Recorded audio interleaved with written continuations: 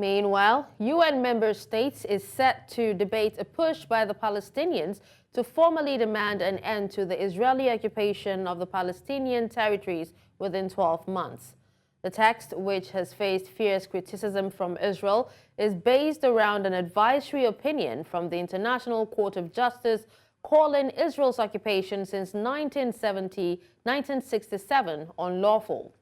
The General Assembly requested that Israel is under an obligation to bring to an end its unlawful presence, in the occupied Palestinian territory as rapidly as possible.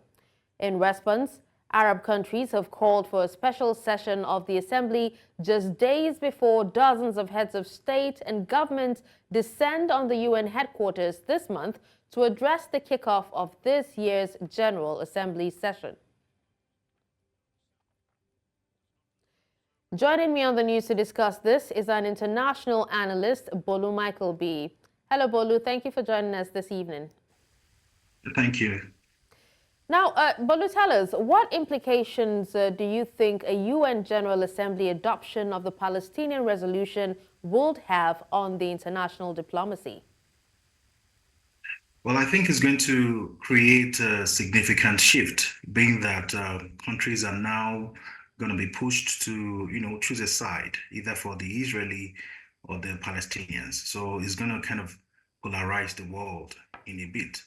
On the flip side, it has a potential of, inspiring or rejigging the advocacy of international organizations and civil society organizations to pressure Israel to give account of their actions, more like, pressuring them to be accountable for the things they've done. But definitely, this is definitely going to, polarize the world a bit.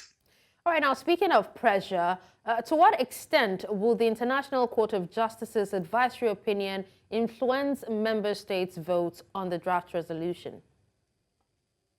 Yeah, you see, the ICJ, advisory opinion brings a legal twist to the whole thing, and it's plain and simple that the occupation of the Israeli forces in Palestine is illegal. That's what the opinion says in a nutshell, and this automatically creates three categories of voters. The first is the undecided voters, who I think might broker the vote on that day, and the second category are those countries that kind of favor international law, that they'll probably feel that, okay, this is what international law says, plain and simple. It violates international law. So if we vote against this, definitely we are contravening international law. The last category, the third category, are those who are countries that value the traditional alliances, geographical alliances like the United States of America. Countries like that will just will not really count the advisory opinion as much. So I think, in a nutshell, what I'm trying to say is that the category that would determine the outcome of this vote will be the undecided countries. All right, now, what about the primary arguments? If you could tell us, briefly, some of these primary arguments for and against the Palestinian resolution, and how you think that, they will shape the General Assembly debate. Okay, yeah. So Israel has been in occupations around 1967, and those in support will definitely have the argument that this war cannot last forever. It's plain and simple on paper that the law says Israeli occupation is illegal. That's what the supporters will say, and the critics might feel that the resolution is quite unnecessary. They may argue that it kind of undermines decades of peace process if an ordinary advisory opinion will lead to the end of the war. So why do they have to waste their energy and resources and time, in the peace process? They could also argue that such resolution is targeting Israel and thereby not addressing the actions of the Palestinians, because it's not like the Palestinians have not killed Israelis. They've killed Israelis. They've held some hostage, and they've even killed, some were killed a couple of days ago. So they might feel like it's targeting Israel and the neglects or doesn't address the action of the Palestinian forces. Well, Bolu, will this resolution affect Israel's relationship with other UN member states and also its global standing? Definitely, it would. Israel may consider those who vote against them as enemy of progress or enemy of their state, and it's quite, it's expected. I think any country, their position may feel that way. Typical example is South Africa during the time of the apartheid.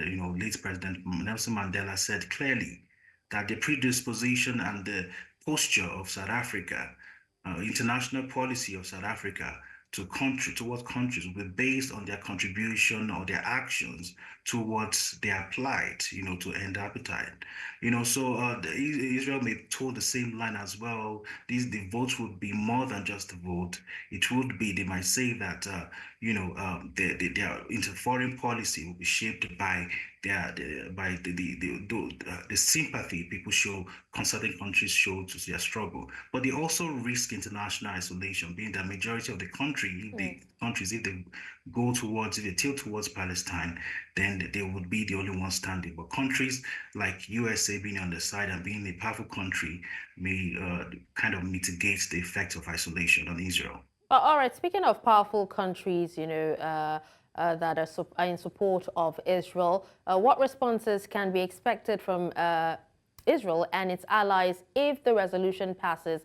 And what impact do you think that these responses would have, on peace negotiations? Okay, yeah. If it passes, then definitely Israel, they're going to reject it. They've always done that. They always do that. They're going to reject it, and countries like the United States will definitely back them up.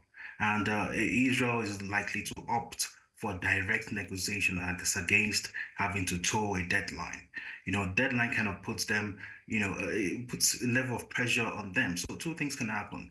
It's either Israel they kind of halt the entire peace process and negotiation, or the war resolution kind of push them to have to sit at the table and negotiate. So it can happen that it's push them to negotiate or halt the entire peace process.